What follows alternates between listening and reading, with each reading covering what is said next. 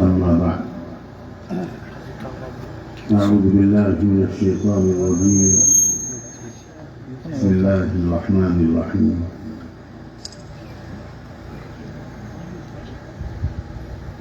والبلد الطيب يخرج نباته بإذن ربه والذي خبث لا يخرج إلا نكدا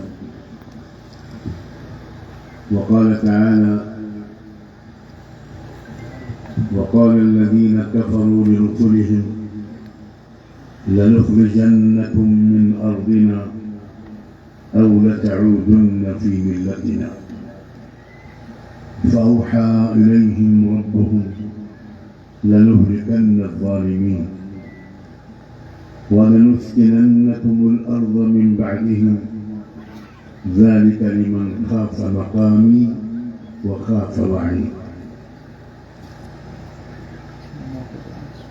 سبحان ربك رب العزة عما يصفون وسلام على المرسلين والحمد لله رب العالمين اللهم صل على سيدنا محمد وعلى آل سيدنا محمد وبارك وسلم اللهم صل على سيدنا محمد وعلى آل سيدنا محمد وبارك وسلم اللهم صل على سيدنا محمد وعلى آل سيدنا محمد وبارك وسلم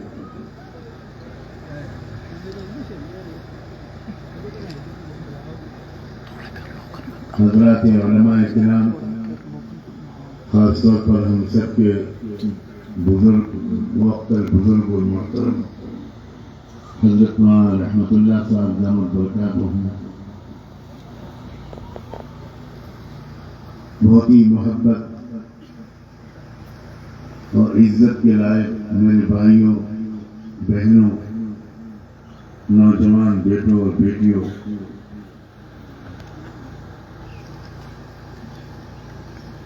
چند ہفتے پہلے جب پہلی بار میرے پاس یہ نوجوان عالم اس ادارے کے بانی و ناظم مولانا سجاد نقوی آئے اور بہت درد کے ساتھ بڑی حالات بتائے، تو اگر کہ میری صحت اجازت نہیں دیتی کہ میں اتنا لمبا سفر کروں، مگر ہمارے بزرگوں کا طریقہ ہم نے ہمیشہ دیکھا کہ وہ نوجوانوں کی حوصلہ افزائی کرتے ہیں۔ محبت مجھے ان جوانوں سے ہے ستاروں پر ڈالتے ہیں جو کمل، تو میں نے اپنی مغفرت کی نیت سے سفر کا ارادہ کیا، اور یہ تو مجھے اندازہ بھی نہیں تھا کہ اتنے اولیاء اللہ اور صالحین کی صحبت بھی حاصل ہوگی، اور اتنا پیارا مجمع غلامان مصطفیٰ کا، عاشقان رسول کا، جن میں علماء بھی، پروفیشنل بھی، ڈاکٹر، وکیل بھی، تاجر بھی، نوجوان بھی، اور سب سے بڑھ کر خواتین اسلام بھی، جو امت کا مستقبل ہیں اور مستقبل کو بنانے والیاں ہیں۔ یہ تو مجھے اندازہ بھی نہیں تھا۔ اللہ تعالیٰ میری اس حاضری کو میرے لیے بھی اور آپ سب کے لیے بھی برکت کا، خیر کا، مغفرت اور ہدایت کا ذریعہ بنا۔ میں وقت بچانے کی نیت سے الگ الگ طبقات سے بات کروں گا۔ سب سے پہلے میں علماء کی خدمت میں بہت ہی عاجزانہ کچھ گزارشات پیش کرنا چاہتا ہوں۔ علماء کرام سے یہ گزارش کرنا چاہتا ہوں کہ امت پر اپنی شفقت بڑھا دیجیے۔ یہ امت آپ کی ڈانٹ ڈپٹ کی مستحق نہیں ہے، یہ امت آپ کی محبت اور شفقت کی پیاسی ہے۔ اس کا دل دکھانے کے لیے دشمنان اسلام ہی بہت ہے۔ اس امت کو جوڑیے، اختلافات والی باتیں مت کیجیے۔ تو برائے وصل کردن نامدی، نئے برائے فصل کردن نامدی۔ آپ کا ہر جملہ مرہم لگانے والا ہو، فاصلوں کو کم کرنے والا ہو، امت کو جوڑنے والا ہو۔ آپ صرف ایک مسلک کے داعی نہ بنیے، آپ اسلام کے داعی بنیے۔ اسلام کا دامن بہت وسیع ہے، مسلک کا دامن اتنا وسیع نہیں ہو پاتا۔ اسلام کا دامن بہت وسیع ہے۔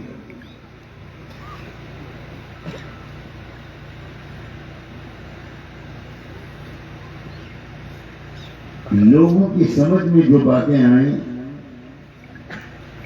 جو دلیلیں آئیں، جو طرز گفتگو آئے، اس طریقے پر لوگوں سے بات کیجیے۔ کلم الناس علی قدر عقولہم۔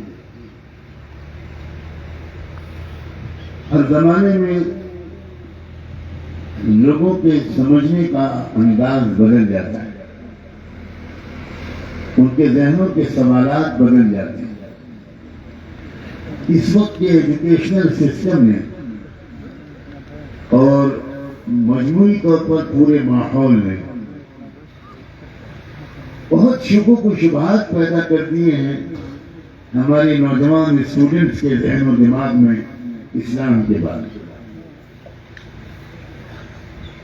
اب تو کئی چینل چل رہے ہیں صرف اسی مقصد سے کہ ان ٹی وی چینلوں کا مقصد آپ کو خبروں سے آگاہ کرنا نہیں ہوتا، آپ کے دل میں اسلام کے بارے میں شکوک و شبہات کا پیدا کرنا ہوتا ہے۔ سیدنا محمد الرسول اللہ صلی اللہ علیہ وآلہ وسلم کے کردار کو معاذ اللہ مجروح کرنا ہوتا ہے۔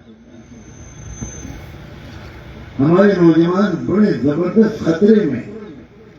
ہم لوگ جو صرف مدرسوں میں پڑھے ہیں، میں علماء سے یہ بات ان کی جوتیاں اٹھا کر عرض کرنے کی اجازت چاہتا ہوں کہ آپ ان نوجوانوں کی کیفیت کو نہیں سمجھتے۔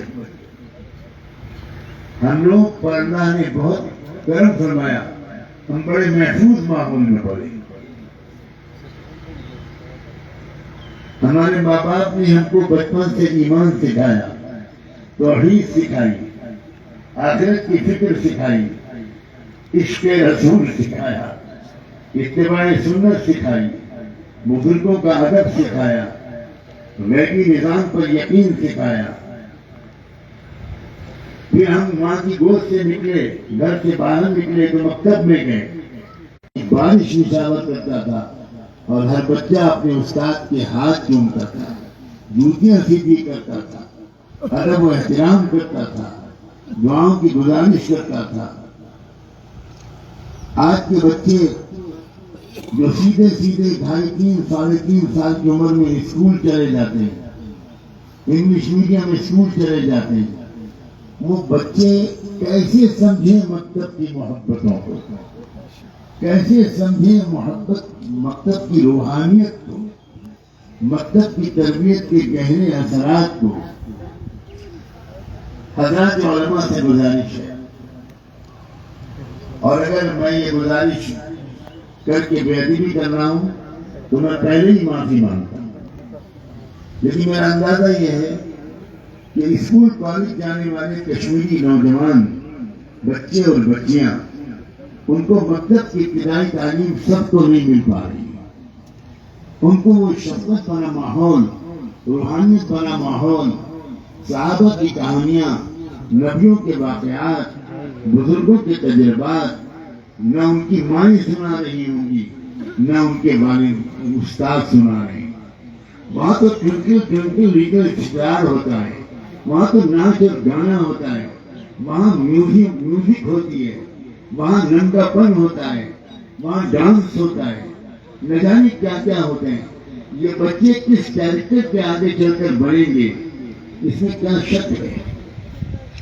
وہاں تو کالج میں جانے کے بعد استادوں کو اپنے بچوں سے شاگردوں سے اپنی عزت کو بچانا مشکل ہوتا ہے. مذاق اڑایا جاتا ہے، بے ادبیاں ہوتی ہیں، نافرمانیاں ہوتی ہیں. تو والدین سے علماء سے خاص طور پر گزارش ہے کہ اس پورے ماحول کو سامنے رکھ کر نوجوانوں کو خاص طور پر گلے لگائیے، ان کی کمیوں کو بالکل نظر انداز کیجیے. اور میں گزارش کر کے رسک لے رہا ہوں بے ادبی کا. آپ جتنی دیر اللہ رسول کی ان سے بات کریں اس سے کچھ کم دیر صحیح رات کے اندھیرے میں اکیلے میں کمرے میں سجدے میں گر کر ان نوجوانوں کے لیے ہدایت اور اصلاح کی دعا مانگا. ہماری بڑی کمی ہے یہ کہ تقریریں ہماری لمبی ہو گئی اور دعائیں ہماری مختصر ہو گئی. پہلے کے بزرگوں کی باتوں میں جو اثر ہوتا تھا اس کی بہت بڑی وجہ ہوتی تھی. وہ جتنی دیر ہمارے سامنے اللہ کا تذکرہ کرتے تھے اتنی ہی دیر وہ اللہ کے سامنے ہماری باتیں کرتے تھے. یہ عادت چھوٹ گئی. میں علماء کی خدمت میں یہ بات عرض کر رہا ہوں. شفقت، محبت، پیار، عفو، درگزر، معاف کرنا، گلے لگانا. ایک واقعہ سنانا چاہتا ہوں. پتہ نہیں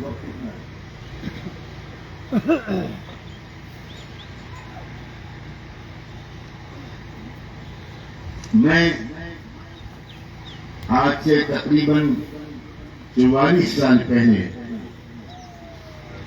یا 45 سال پہلے ملک شام گیا.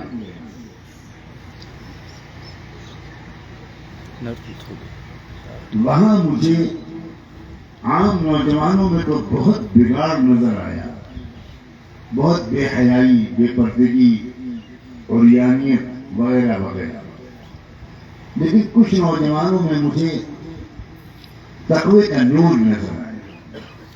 بہت بات دامن نوجوان بچے.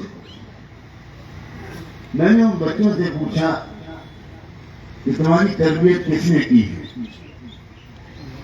تو انہوں نے نام لیا.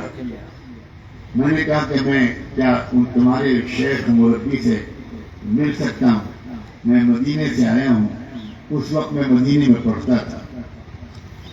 تو اس نے کہا بہت شوق سے. اگلے دن جمعہ کا دن تھا.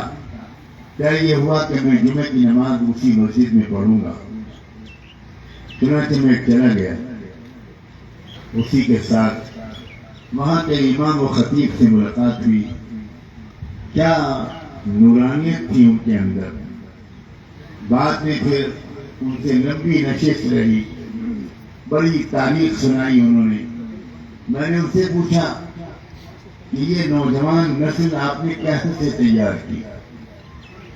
تو انہوں نے اپنے شیخ کا نام لیا. اصل میں ہمارے شیخ سے مربی تھے شیخ عبدالکریم رفاعی ان کا نام تھا. ان کا ایک عجب طریقہ تھا. پورے ملک میں نوجوانوں میں بددین نوجوانوں کی اکثریت ہو گئی تھی.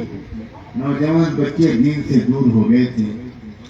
وہ کام یہ کرتے تھے کہ روزانہ عصر کی نماز کے بعد اپنے گھر سے اپنے ہاتھ سے کچھ مٹھائی بنا کر حلوہ بنا کر وہ اسٹیڈیم چلے جاتے تھے، کھیل کے میدان میں چلے جاتے تھے. اور وہاں جو لڑکے کھیل رہے ہوتے تھے ان کا کھیل دیکھتے رہتے تھے اور دعا کرتے رہتے تھے چپکے چپکے. اور جب میچ ختم ہوتا تھا تو ان بچوں کو بلا کر ان کو سینے سے لگاتے تھے، ان کو پیار کرتے تھے اور ان کو مٹھائی اور حلوہ کھلاتے تھے. اور ان سے کہتے تھے بچوں تم لوگ تو قوم کا مستقبل ہو. میں تو تم کو دیکھ کر آنکھیں ٹھنڈی کرنے کے لیے آتا ہوں. علماء غور سے سنیں، کوئی نصیحت نہیں کرتے تھے. اس جملے کو میں پھر دوہراؤں، نصیحت نہیں کرتے، کوئی دینی تقریر نہیں کرتے تھے.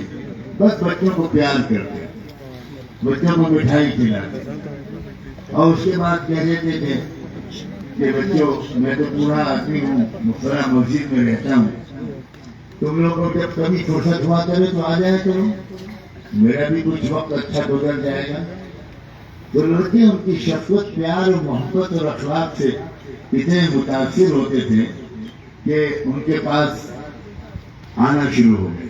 2 آئے، 4 آئے، 10 آئے، 20 آئے، 50 آئے، 200 آئے، 500 آئے، لڑکوں کا ہجوم پروانوں کی طرح ان کے اوپر ٹوٹنے لگا۔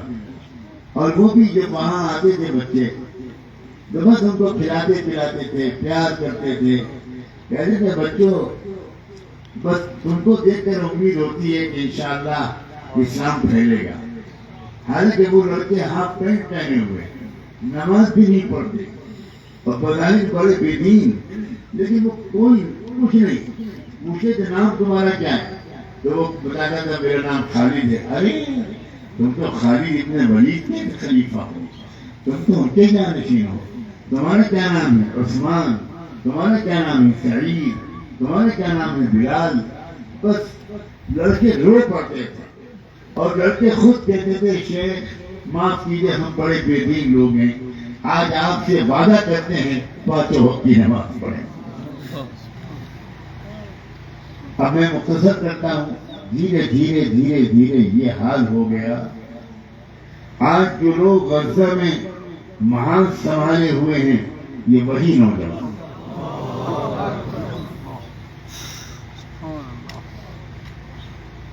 کاش کہ ہم مولویوں نے اپنے نوجوانوں کو محبت زیادہ کی ہوتی، نصیحتیں کم کی۔ محبت فاتح عالم ہے، نصیحت فاتح عالم نہیں ہے۔ نصیحت تو بعض وقت اگر صحیح انداز سے نہ دی جائے تو فاصلوں کو بڑھا دیتی ہے اور محبت فاصلوں کو کم کر دیتی ہے۔ اس ماحول کو سمجھیں ہمارے علماء جس مصیبت میں گرفتار ہے ہمارے نوجوان لڑکے اور لڑکیاں۔ ہم نے اسلامی مزاج کے اسکول نہیں کھولے، ہم نے اسلامی ماحول کے کالج نہیں قائم کیے، اسلامی مزاج کی یونیورسٹیاں نہیں قائم کی۔ کچھ ہماری کم ہمتی اور کچھ ہماری مجبوریاں۔ اب لڑکے مجبور ہیں، آپ ان کو روک نہیں سکتے، وہ کالج بھی جائیں گے، اسکول بھی جائیں گے، یونیورسٹی بھی جائیں گے۔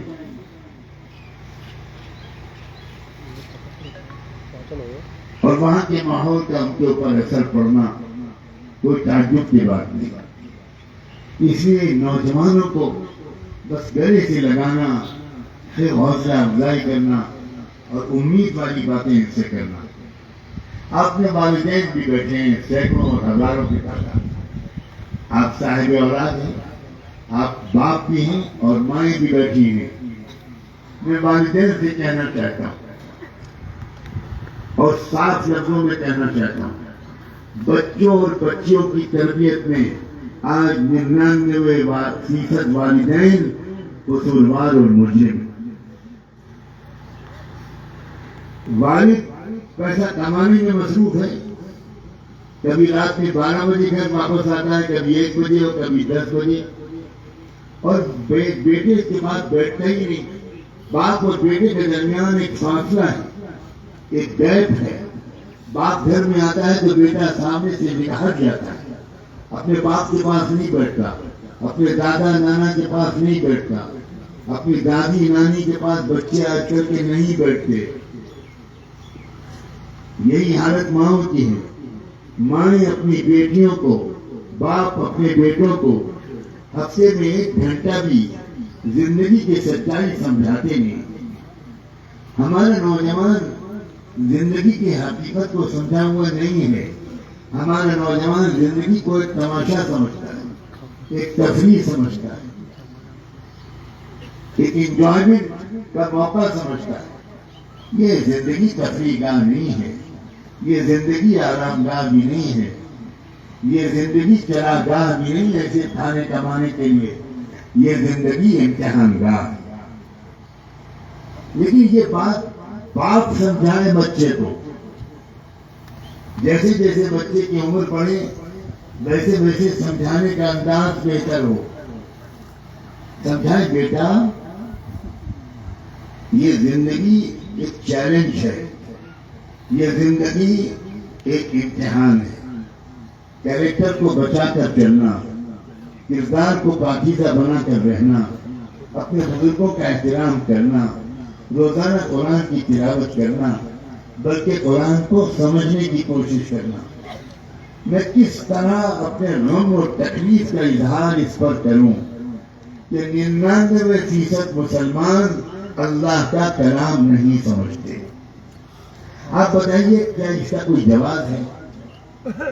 یہ کیوں سمجھا ہوا ہے آپ نے کہ قرآن کا سمجھنا صرف علماء کا کام ہے، آپ کا کام صرف قرآن کی تلاوت ہے؟ یہ کیوں آپ نے سمجھا ہوا ہے؟ قرآن صرف تلاوت کی کتاب نہیں ہے، قرآن زندگی گزارنے کا طریقہ سکھانے والی کتاب ہے۔ قرآن گائیڈ بک ہے۔ قرآن سکھاتا ہے کہ غصے کو قابو میں کیسے کرو، قرآن سکھاتا ہے کہ نگاہوں کو قابو میں کیسے رکھو، قرآن سکھاتا ہے جذبات پاکیزہ کیسے رکھو، قرآن سکھاتا ہے اپنی کمائی کو پاکیزہ کیسے رکھو، حلال کیسے رکھو۔ قرآن سکھاتا ہے کہ سودی لین دین سے ہزاروں میل دور بچو۔ میرا کلیجہ پھٹ گیا جب آج میں نے سنا کہ کشمیر سے زیادہ اس ملک میں شاید سودی لین دین کا رواج کہیں اور نہیں ہے۔ آپ میں سے اکثر کے مکانات بڑے عالیشان نظر آتے ہیں اور بعد میں تحقیق کرنے پہ پتہ چلتا ہے آپ نے سودی لین لیا ہوا ہے۔ آپ بہت ہی چمچماتی ہوئی کاروں میں سوار ہوتے ہیں۔ باہر سے آنے والا خوش ہوتا ہے کہ ہمارے کشمیری بھائی ماشاءاللہ بہت خوشحال ہیں، اور تحقیق کرنے پر معلوم ہوتا ہے ان میں سے 80% کاریں بینک سے لون لے کر لی ہوئی ہیں۔ آپ اللہ سے جنگ کا اعلان کیے ہوئے ہیں، فَأَذَنُوا بِحَرْبٍ مِّنَ اللَّهِ وَرَسُولِهِ۔ میں آپ سے بہت صاف لفظوں میں کہنا چاہتا ہوں، زنا پر خدا نے اعلان جنگ نہیں کیا، شراب پر خدا نے اعلان جنگ نہیں کیا، جھوٹ پر اعلان جنگ نہیں کیا، لیکن سودی لین دین کے بارے میں کہا ہے آ جاؤ میرے مقابلے میں، اب میں تم سے جنگ کروں گا۔ اللہ سے لڑنے پر آمادہ ہیں آپ۔ اس کے بعد کہتے ہیں کشمیر کے سیاسی حالات خراب ہیں، اس کے بعد کہتے ہیں کہ حکومتیں ہم پر ظلم کر رہی ہیں، ابھی اور ظلم کریں گے اگر آپ نے سود نہ چھوڑا۔ ابھی خون کی ندیاں نہ جانے کتنی بہیں گی اگر آپ نے خود سودی لین دین نہ چھوڑا۔ سودی لین دین آپ کیوں لیتے ہیں؟ اس لیے نہیں لیتے کہ آپ بھوکے مر رہے تھے اس کے بغیر، آپ اس لیے لیتے ہیں کہ عالیشان مکان آپ سودی قرضے کے بغیر نہیں بنا سکتے۔ اپنی جائز آمدنی سے آپ چھوٹا مکان بنا سکتے ہیں، اور آپ چھوٹے مکان پر راضی نہیں ہیں۔ آپ کا دل چاہتا ہے میرا بھی بڑا مکان ہو، بڑے کشادہ مکان ہو، تاکہ لوگ مجھے بڑا آدمی سمجھیں۔ 4 دن کی زندگی ہے، جب ملک الموت آئے گا تو آپ چیخ چیخ کر کہیں گے کہ تھوڑے دن کی مہلت اور دے دیں، میں نیکیاں کر کے واپس آنا چاہتا ہوں۔ اور جواب کو دیا جائے گا کلا انہا کلمۃ هو قائلها۔ بکواس بند کرو، بکواس بند کرو، جو وقت تم کو دیا گیا تھا وہ پورا ہو گیا، اب جہنم میں جاؤ، اب عذاب جھیلو، اب دیکھو اللہ کی مار۔ بہت سودی لین دین تم نے کیا تھا۔ جو قوم سودی لین دین زیادہ کرتی ہے وہ قوم پنپ نہیں سکتی۔ ایک بات سمجھ لیجیے، دنیا کے دوسرے کافر اور مشرک و غیر مسلم وہ سودی لین دین سے دنیا میں چمک سکتے ہیں، لیکن محمد رسول اللہ کے امتی وہ سودی لین دین کے ذریعے کبھی بھی پنپ نہیں سکتے۔ آپ کے لیے الگ قانون ہے، یاد رکھیے۔ آپ کیوں مشرکوں کی نقل کر رہے ہیں؟ آپ کیوں یہود و نصارہ کی نقل کر رہے ہیں؟ آپ کو اگر اللہ نے بہت امیر نہیں بنایا تو آپ اللہ سے ناراض کیوں ہیں؟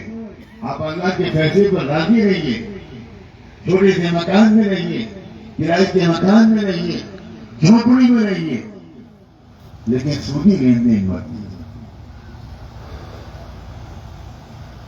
اپنے بچوں کو یہ بتائیے کہ بیٹا کبھی سودی لین دین مت کرنا، کبھی سودی قرضہ مت لینا۔ بات ذرا پھیل جائے گی ورنہ میں کچھ واقعے سناؤں۔ میں امریکہ میں اقوام متحدہ UN کے بلائے ہوئے اجلاس میں گیا. 1100 لوگ بلائے گئے تھے پوری دنیا کے مختلف مذہبی رہنما.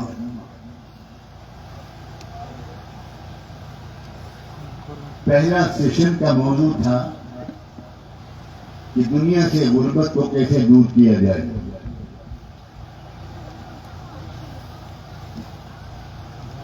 اللہ کی توفیق سے جب میری باری آئی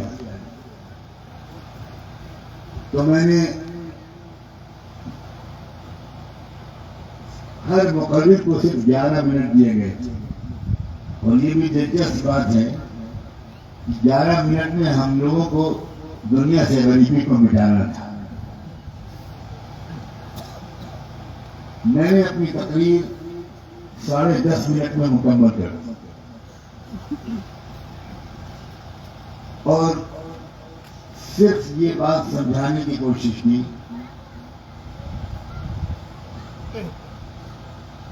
کہ آج سے 1400 سال پہلے دنیا میں ایک غریب ترین قوم کی غریبی کو دور کرنے کا بڑا کامیاب تجربہ ہوا تھا. اور میں نے کچھ یہ سمجھانے کی کوشش کی کہ اس قوم کے سودی نظام کو ختم کر دیا گیا اور زکوٰۃ کے نظام کو پھیلا دیا گیا تو 20-25 سال کے عرصے میں وہ غریب ترین قوم پوری دنیا کی سب سے خوشحال قوم بن گئی. تو جب میں اپنی تقریر کر کے ہٹا وہاں سے تو اس وقت UN اقوام متحدہ کے secretary general Mr Kofi Annan جو اجلاس کی صدارت کر رہے تھے وہ کھڑے ہوئے اور انہوں نے یہ کہا کہ نعمانی صاحب نے ایک پریکٹیکل حل کی طرف اشارہ کیا ہے, عملی حل غریبی کو دور کرنے کے لیے. تو میں چاہتا ہوں کہ اگر آپ لوگ اجازت دیں تو دوبارہ نعمانی صاحب کو 11 منٹ کے لیے میں بلاؤں اور ان سے کہوں کہ اس کو کھول کر بیان کیا. سارے لوگوں نے تالیاں بجا کر اجازت دی اور میں آنسوؤں کے ساتھ دوبارہ گیا کیونکہ یہ کمال میرا نہیں تھا, یہ کمال محمد مصطفیٰ کی شریعت کا تھا, اللہ کے قانون کا. اس کے بعد دوسری مرتبہ جب مجھے بلایا گیا میں نے بہت کھول کر بات کی, غنی زبان اور اشاروں کے نام میں زیادہ بات نہیں کی. دوسری بات بہت کھول کر بات کی اور میں نے کہا میں چیلنج کرتا ہوں اس وقت عالمی اجلاس میں آن ریکارڈ یہ چیلنج کرتا ہوں کہ جب تک سودی نظام کا خاتمہ نہیں ہوگا تب تک دنیا سے غریبی دور نہیں ہو سکتی. اجلاس ختم ہو گیا, لوگوں نے مجھے گھیر لیا, وہ الگ کہانی ہے. کھانے کا وقت آیا تو ہم لوگ کھانے کی میز پر بیٹھے. کھانا ابھی شروع ہونے والا تھا کہ مجھے بلایا گیا کہ سیکرٹری جنرل صاحب کہہ رہے ہیں کہ آپ میری میز پر آ جائیں. تو میں سب سے معذرت کر کے وہاں چلا گیا. وہاں تعارف ہوا, جن لوگوں سے تعارف ہوا ان میں ایک ورلڈ بینک کے ڈائریکٹر جنرل, جہاں سے پوری دنیا میں یہ سودی نظام چلایا جاتا ہے, وہ بھی بیٹھے. گرین ٹرنر ان کا نام تھا. تو انہوں نے کہا کہ آج آپ نے تو عجیب باتیں کہی, آپ نے تو کہا کہ سودی پورے نظام کو انٹرسٹ بیس اکنامک سسٹم اور بینکنگ سسٹم کو ڈیمالش کیے بغیر, اس کو ختم کیے بغیر دنیا سے غریبی دور نہیں ہو سکتی. تو کیسے ممکن ہے, تو دنیا چلے گی کیسے؟ آخر دنیا قرضے لے گی تو پھر کیا ہوگا؟ اگر سود کے ساتھ واپس نہیں کرے گی تو بینکنگ کا نظام کیسے چلے گا؟ میں نے ان سے کہا کہ میں آپ کو سمجھاتا ہوں. ایک فیکٹری لگانے والا ایک شخص 1 کروڑ روپے بینک سے لے کر وہ اپنی فیکٹری لگائے. اب اس کو واپس جو کرنا ہے وہ کم سے کم 1 کروڑ 25-30 لاکھ کرنا ہے, 25-30 لاکھ بڑھا کر کرنا ہے. یہ 25-30 لاکھ جو پڑھائے گا یا جو پڑھاتا ہے وہ کیا اپنی جیب سے پڑھاتا ہے؟ آپ میرا جواب دیجیے۔ وہ ہم خریداروں کو وہ سودا مہنگی قیمت میں بیچ کر ایکسٹرا پیسے لیتا ہے اور وہ ایکسٹرا پیسوں سے وہ لون کا قرضہ جو ہے وہ واپس لیتا ہے۔ بات سمجھ میں آ رہی ہے کہ نہیں؟ کیوں نہیں؟ یا میں چوتھے آسمان کی باتیں کروں؟ میں آسمانوں پر اڑانے والا نہیں ہوں، میں زمین پر چلانے والے لوگوں میں سے۔ ہر سال آپ مہنگائی بڑھائیں گے تو غریبی کیسے دور ہوگی؟ ہر چیز کی قیمت بڑھتی چلی جائے گی، کسی چیز کی قیمت ایک جگہ پر ٹھہری ہی نہیں، اس لیے کہ سارا نظام تھوڑی قرضے پر چل رہا ہے۔ تو ورلڈ بینک کے ڈائریکٹر صاحب کے پاس کوئی جواب نہیں اور یہ کہنے لگے اٹھتے ہوئے کہ بھائی بہت زیادہ وقت چاہیے آپ سے سمجھنے کو، میں کوشش کروں گا کہ آپ سے رابطے میں رہوں، لیکن آپ جو باتیں کہہ رہے ہیں اس کا میرے پاس جواب کوئی نہیں۔ لوگوں، اللہ کے بندو، پورے اسلام پر چلو اور سودی لین دین کو چھوڑ دو۔ اگر آج آپ نے یہ عہد کر لیا تب میں سمجھوں گا کہ اجلاس 100% کامیاب۔ اپنے بچوں کو وقت دیجیے، ماؤں سے کہتا ہوں بیٹیوں کو کچھ تربیت دیجیے، کچھ سمجھائیے۔ شادی شدہ زندگی کے بارے میں ہمارے نوجوانوں کا تصور صرف افسانوی ہے۔ لڑکا نہیں جانتا کہ شادی کے بعد اس کے اوپر کیا کیا ذمہ داریاں آنے والی ہیں۔ لڑکی نہیں جانتی کہ شادی کے بعد اس کے اوپر کیا کیا ذمہ داریاں آنے والی ہیں۔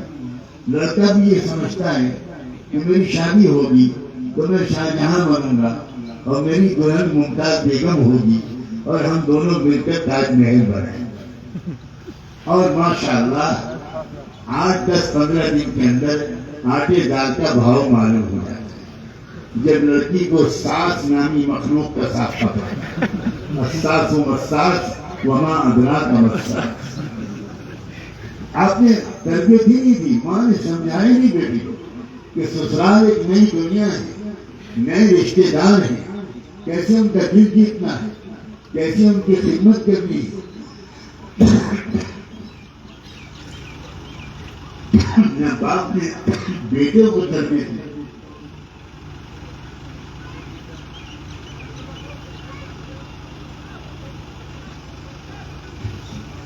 نہ باپ نے بیٹے کو زندگی کی سچائیوں سمجھائی۔ باپ کماتا ہے اور بیٹا اڑاتا ہے۔ بیٹا نہیں جانتا کہ کتنی مشکل سے باپ کما کر لاتا ہے۔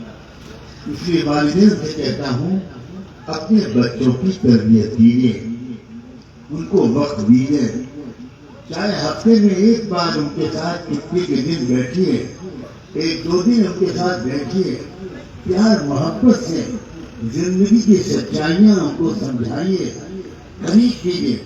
ایک زمانہ تھا کہ بچے والد کے پاس سمٹ کر بیٹھتے تھے، بچیاں ماں سے چمٹ کر بیٹھتی تھی۔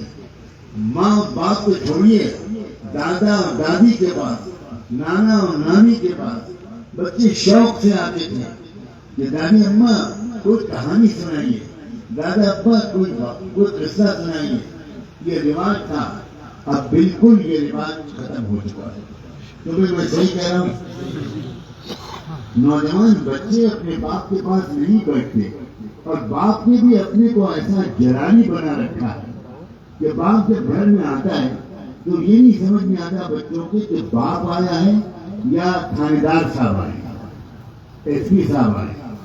ایسا ماحول گھر کا بننا چاہیے، یہ اسلام سکھاتا ہے۔ گھر میں محبتوں کا ماحول، خوشیوں کا ماحول، ہنسی مذاق کا ماحول، دوریاں نہ ہوں۔ یہاں تاجر حضرات بھی بیٹھے ہیں۔ تاجر حضرات سے مجھے یہ کہنا ہے کہ آپ کی تجارت کا مقصد کیا ہے؟ شاندار مکان بنانا، بہترین کپڑے بنانا، بہت اچھا فرنیچر آپ کے ڈرائنگ روم میں اور ڈائننگ ہال میں، اپنی بیٹی کی شادی پر کروڑوں روپے لٹا دینا، یہ آپ کی تجارت کا مقصد ہے۔ میں اور کچھ نہیں کہنا چاہتا، مسلمان تاجر کا یہ مقصد نہیں ہو سکتا۔ آپ تاجر تو ہیں لیکن ابھی مسلمان بننے میں کیسا ہے، سمجھیں تاجر حضرات، تاجر کو تجارت کرتے تھے وہ عیاشیوں کے لیے نہیں کرتے تھے، وہ تاجر کرتے تھے اسلام کی کام کو تقویت پہنچانے کے لیے، وہ تاجر تجارت کرتے تھے غریبوں کی خدمت کے لیے۔ آپ نے وہ واقعہ سینکڑوں بار اپنے بزرگ علماء سے سنا ہوگا کہ ایک صحابی آئے، اللہ کے رسول کی خدمت میں حاضر ہوئے اور آ کر کچھ اپنی پریشانی کا اظہار کیا۔ حضور سمجھ گئے، آپ نے فرمایا تم ایسا کرو، عثمان کے پاس چلے جاؤ اور بتا دینا کہ میں نے بھیجا ہے، اور اپنی پریشانی کا اظہار عثمان سے کر دینا، وہ تمہاری مدد کرے گا۔ وہ بیچارہ آدمی بڑی امید کے ساتھ حضرت عثمان کے گھر پہنچا، لیکن جب وہ دروازے پر پہنچا تو اس کو اندر سے کچھ آوازیں آئیں، تو اس نے انتظار کیا کہ آوازیں خاموش ہو جائیں تب میں دروازے پہ دستک دوں، لیکن جو آوازیں سنائی پڑی اس سے اس نے یہ سمجھا کہ حضرت عثمان اپنی بیوی کو ڈانٹ رہے ہیں کہ تم نے چراغ کو بجھا کیوں نہیں کیا، چراغ کو اتنی دیر سے کیوں بجھایا، اس کا تیل جو جلتا رہا اس کا کون حساب دے گا۔ تو انہوں نے دروازے پہ دستک نہیں دی اور واپس لوٹ آئے رسول اللہ صلی اللہ علیہ وسلم۔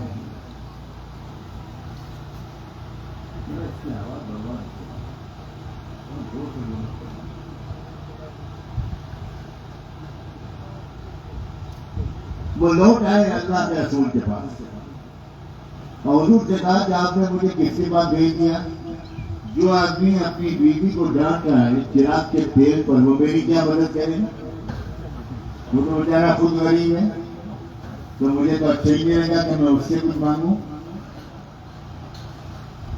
حضرت عثمان حضور نے فرمایا نہیں، جاؤ دوبارہ بلاؤ دروازے پر، میرا پیغام پہنچاؤ، وہ تمہاری مدد کرے گا۔